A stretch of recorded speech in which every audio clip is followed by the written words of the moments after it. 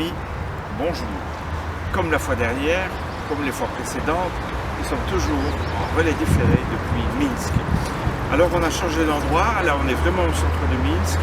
Nous avons l'avenue principale qui fait 14 km, l'avenue d'Indépendance. De ce côté, nous avons le parc Gorkovo. Et ici, c'est un endroit assez particulier parce que là-bas, on va faire un petit plan sur le bâtiment qui est situé là-bas. C'est la maison où s'est déroulé, tenez-vous bien, le premier congrès du Parti russe social-démocratique des ouvriers en 1898, et cela allait donner naissance au Parti communiste et à la Révolution. Donc c'est ici tout près. Voilà.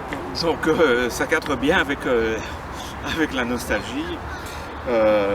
Merci de vos envois. J'ai trouvé cette fois-ci les envois encore plus intéressants que la fois dernière. Et vraiment, ça m'a plu beaucoup. J'ai édité les textes quand il y en avait, parce que les textes apportent un éclairage intéressant sur les images. On se souvient dans les photos que vous m'avez envoyées de souvenirs de souvenirs de quelque chose qui a été perdu, et aussi des objets qui sont devenus démodés parce que voilà, la technologie change, parce qu'on vit dans une société où il faut qu'on remplace tout le plus vite possible, évidemment. Le tourne-disque, bon, la guitare elle est toujours là, mais elle renvoie à des moments agréables. Il y a les photos d'ancêtres ou pas. Et ce qui m'a paru aussi très intéressant, ce sont les lieux où peut s'exprimer la nostalgie, lieux imaginaires ou pas, je n'en sais rien. Mais par exemple, Françoise a photographié 2 lieux, là où il y a un petit animal et où il y a un toboggan. On dirait que le temps n'a pas pris tout à fait sur ces lieux. En tout cas, c'est mon interprétation. Il y a aussi la nostalgie d'un moment particulier dont la photographie témoigne, comme on peut le voir sur la photo de Daniel. J'y reviendrai, hein. On va repasser en revue, je vais filmer avec Zetana, on va filmer l'écran de mon ordinateur où il y a toutes les photos. Et là je donnerai des commentaires plus précis. Charlotte aussi et Annie. Quant à moi, j'ai exprimé ma façon de voir la nostalgie parce que quand j'étais enfant, j'étais déjà nostalgique, peut-être d'une autre vie. En tout cas, si ce n'est pas possible, j'aime cette idée parce que la nostalgie est à la fois une disparition et aussi une présence.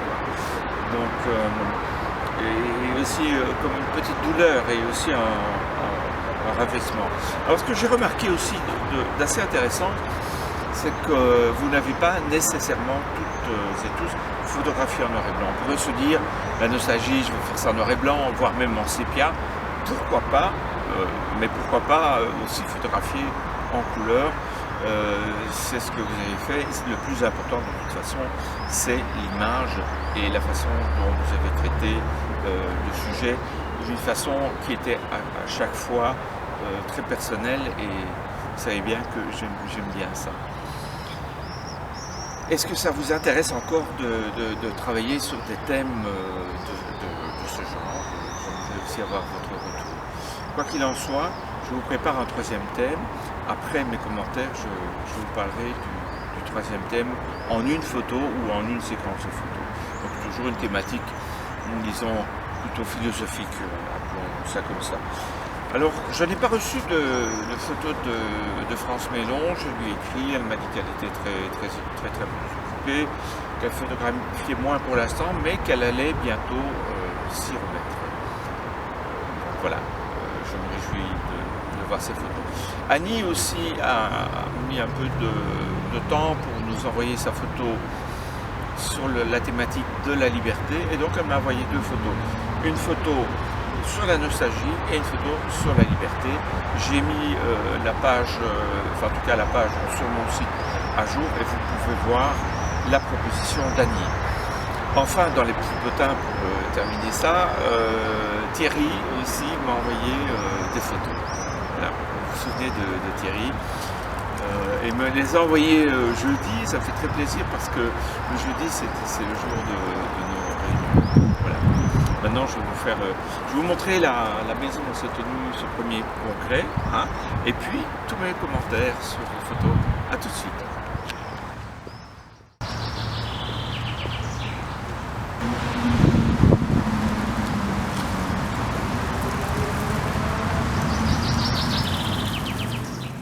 Voilà. On revient un petit peu en arrière sur le thème avant, sur la liberté. Annie nous a envoyé 4 photos avec un petit texte. Et sa réflexion, je la trouve assez intéressante.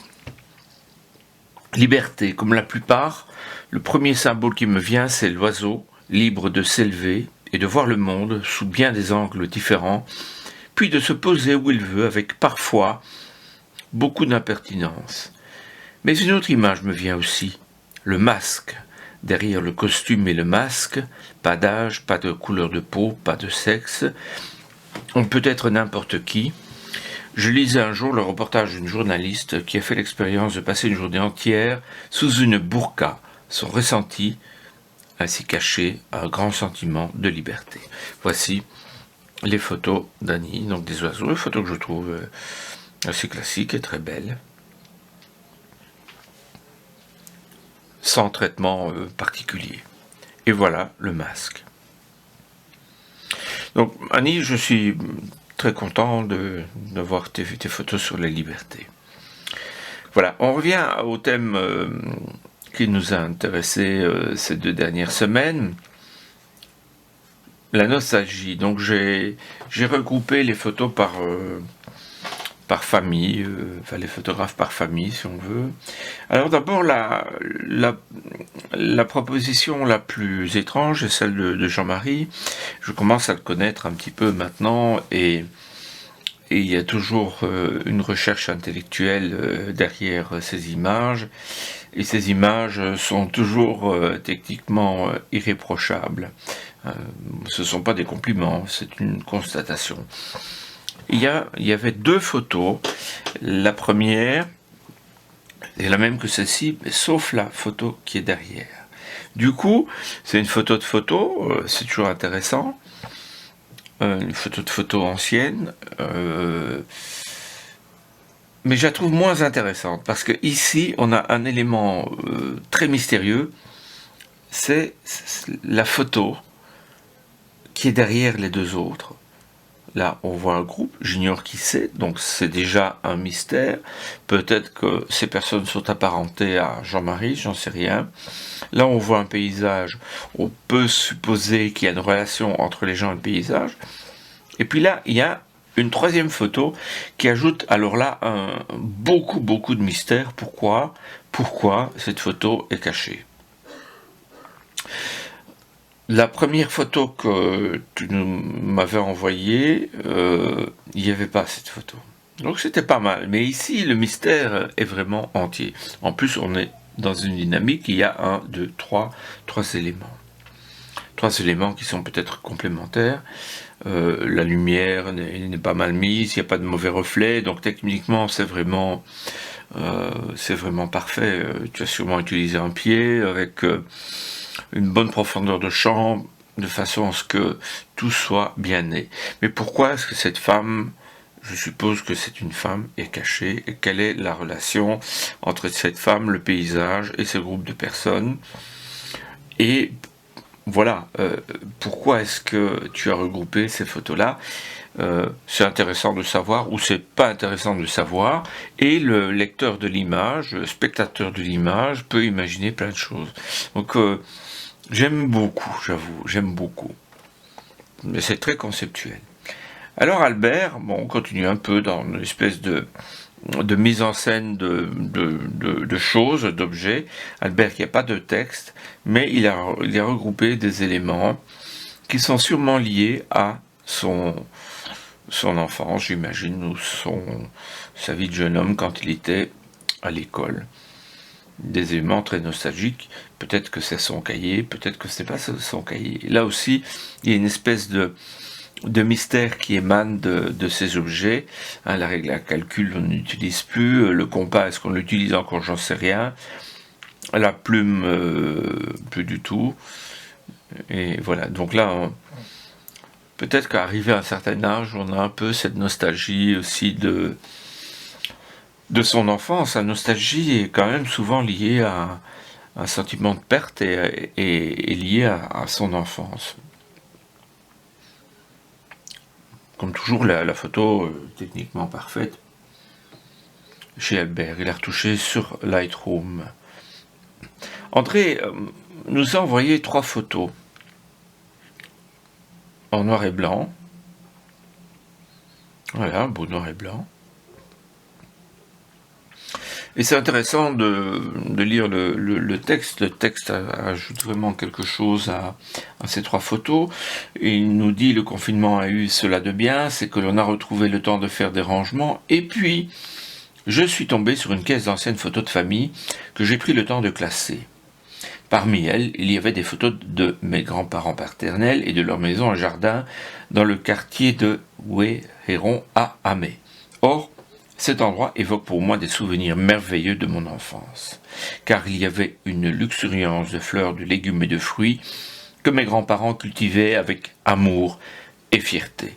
Regarder ces photos me transporte avec nostalgie jusqu'à cette époque de mon enfance. Je les ai étalées sur mon bureau avec quelques objets en rapport, une pipe pour évoquer mon grand-père, grand fumeur de pipe, un bouquet de pivoine, les fleurs préférées de ma grand-mère, un roman de Colette Sido qui évoque la vie campagnarde de jadis et un atlas des contrées rêvées. Encore une fois, ici, on est lié à un passé, ce sont des photos de photos, mais le traitement ici est très différent de celui de Jean-Marie. Alain, on pourrait le rapprocher finalement d'Albert, hein, parce que là il s'agit aussi d'un cahier avec une très belle écriture et une plume. Cette photo ressemble bien à Alain. Je ne sais pas pourquoi, mais ça lui semble bien. Même constatation pour Karine, bien sûr.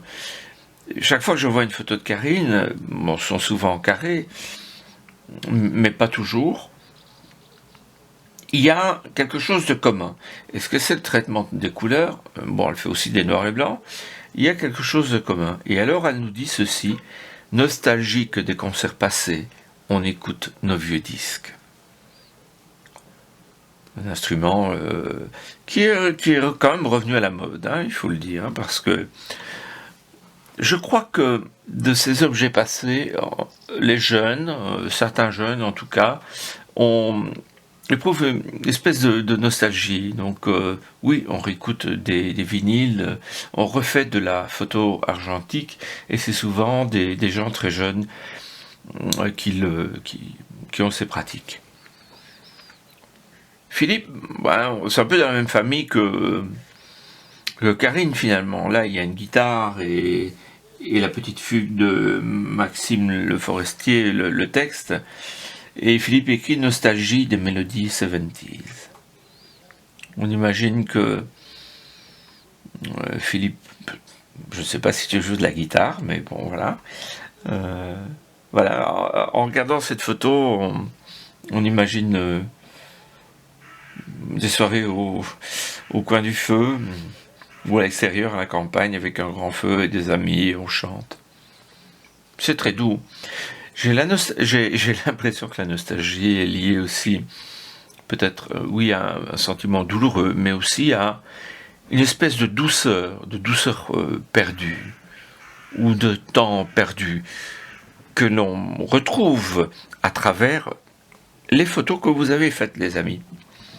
Françoise, sa proposition est un peu particulière. Il s'agit de 2 photographies noir et blanc, 2 lieux, avec un objet. Il s'agit ici d'un toboggan, et ici d'un petit objet comme ça. Alors, j'imagine que ces lieux sont liés à quelque chose de très personnel, et on peut constater que ces lieux sont toujours porteurs de ce temps révolu, de ce temps passé. Donc encore une fois, là, on peut revivre peut-être qu'on peut revivre un moment du passé à travers ces lieux. Charlotte nous envoie 3 photos. Là, on a un autre rapport à la nostalgie. C'est un rapport à des moments qu'elle a vécu. Et alors, elle nous écrit ceci, c'est très intéressant. Voici un lien, Philippe, vers 3 photos pour illustrer le thème de la nostalgie. Elle date de l'été dernier chez Charles, mon fermier préféré. J'ai hâte de pouvoir y retourner, de le revoir dès que je pourrai. Voilà, la photo, là, est vraiment une pièce de nostalgie. Donc, c'est le moment inscrit sur la photographie, sur ces 3 photographies-là. Donc là, une photographie ce n'est pas une mise en scène sur un objet ou des photos de photos, mais ce sont des photos qui sont liées à des moments de bonheur, on peut le dire, hein, Charlotte. Même rapport avec Daniel. Je lui ai écrit parce que je voulais absolument avoir une de ses photos, et Daniel a toujours des propositions très intéressantes. Et là, cette proposition, je la trouve formidable. Pourquoi ? Parce que, on nous dit nostalgie, parmi tant d'autres, nostalgie des jours d'été et des rencontres amicales. La photo n'est pas parfaite, mais le moment l'était. Voilà, cette photo témoigne d'un moment de bonheur. Cette photo n'est pas parfaite, elle le dit. Et c'est génial de pouvoir se dire, mais voilà, la photo n'est pas parfaite, mais le moment l'était. Et donc, peut-être cette impuissance, à certains moments de la photo, à relater la perfection d'un moment. Donc quelque chose avorté, mais malgré tout, il subsiste une trace. Et c'est formidable. Et je trouve que, voilà, pourquoi ne pas montrer une photo qui n'est pas parfaite ? Voilà. Pourquoi est-ce qu'elle n'est pas parfaite ? Bon, Daniel pourrait nous le dire, mais ici, la petite personne qui est ici, on la voit pas très bien. Le monsieur ici, il est caché par son épouse. Les 2 personnages de dos sont assez énigmatiques, ça m'intéresse. Là, il y a un sourire complice. Et là, et aussi, il y a un sourire mêlé d'étonnement. La lumière est belle. Et voilà, les branchages, ici, les feuilles, assez sombres, ferment bien l'image. Donc finalement, et on retrouve des petites courbes ici par rapport aux chaises. Cette photo qui n'est pas parfaite, elle n'est pas si mal que ça, Daniel. Merci. Toujours le même rapport avec Annie. Voilà, elle nous dit une seule photo, le dernier coucher de soleil que j'ai pris à Guissant. Depuis lors, nous avons revendu l'appartement. Décision que je regrette amèrement, qui me laisse une profonde nostalgie. Donc là, c'est la photo qui... C'est le même rapport que Charlotte et à la nostalgie et que de Daniel. Voilà, un très beau coucher de soleil. Voilà, et qui a l'air bien né en plus. Alors moi, je vous ai fait ceci. Donc je vous présente un objet, donc une image imprimée, et j'ai écrit ceci qui résume assez ma façon d'envisager la nostalgie. Je suis quelqu'un d'extrêmement nostalgique, et quand j'étais gosse, j'étais déjà nostalgique. La nostalgie est à la fois un sentiment lié à la disparition et à la réapparition, une petite douleur et un ravissement dans le sens de raviver. Donc ça veut dire que voilà, ce moment, c'est un petit peu le même rapport qu'avec Annie, Daniel et Charlotte. C'est que c'est un moment de bonheur, mais là je photographie quelque chose d'éphémère, l'ombre d'une personne qui est imprimé sur le mur, et déjà sa disparition, parce qu'on n'a pas de surface ici, c'est le ciel. Donc voilà, je voulais vous proposer ça. Je vous remercie, à tout de suite. Voilà, nous sommes dans un autre endroit de Minsk, là derrière moi, c'est l'Operny Théâtre de Minsk, le lieu des opéras, les ballets, etc. Voilà, le moment est venu de vous annoncer le prochain thème. Donc, on a eu la liberté, la fraternité, pour moi, ce sont des thématiques un peu universelles, mais qui collent tellement à notre actualité. que je voudrais aborder aussi un autre de ces thèmes qui colle indirectement à l'actualité. Je constatais depuis quand même quelques années que les relations entre les êtres humains étaient de plus en plus difficiles. Et les réseaux sociaux, les médias aussi amplifient cette difficulté d'être et des rapports entre êtres humains de plus en plus tendus et de plus en plus intolérants entre les êtres humains, entre les communautés, entre les partisans de clans politiques différents, les religions, etc. Et ça m'attriste beaucoup, évidemment. Donc ce qui nous manque, c'est plus de fraternité. Voilà, le mot dit, je voudrais qu'on travaille sur la fraternité. Pas facile, mais thématique intéressante, photographiquement parlant. Je vais quand même faire un petit rappel étymologique. Fraternité, fraternitas vient du latin, c'est la relation entre les frères, sœurs, entre peuples, lui-même dérivant de frater, frère. La fraternité est le lien fraternel et naturel, ainsi que le sentiment de solidarité et d'amitié qui unissent ou devraient unir les membres de la même famille que représente l'espèce humaine. La fraternité est absolument nécessaire pour la survie de notre humanité, mais aussi pour notre bien-être. Je voudrais aussi que l'on étende cette fraternité, non pas seulement aux êtres humains, mais au monde vivant, parce que tout est interconnecté. Donc monde vivant, c'est peut-être les animaux, mais aussi les plantes et notre relation au cosmos. Donc voilà, je voudrais qu'on travaille là-dessus. Ça peut être un détail sur une poignée de main, par exemple, ou une accolade, ou même un baiser, parce que dans l'amour, le véritable amour, il y a quelque chose de fraternel. Je vous propose que vous rentriez cet exercice pour le jeudi 18 juin. Et on fera encore le même processus habituel. Donc voilà, chacun avec notre sensibilité, la fraternité. Voilà, d'ici là, portez-vous bien. Je pense beaucoup à vous, moi je vous vois. Je me réjouis qu'on puisse se retrouver à l'ancienne gare d'Angy ensemble, discuter ensemble de façon beaucoup plus interactive de nos projets, de nos photos, et ainsi développer le lien fraternel, parce que je sens qu'il y a un lien fraternel entre nous à l'atelier photo du Centre d'expression et de créativité d'Angy. Et je salue en même temps la province de Liège qui permet cet atelier de photo. Merci beaucoup et à très bientôt.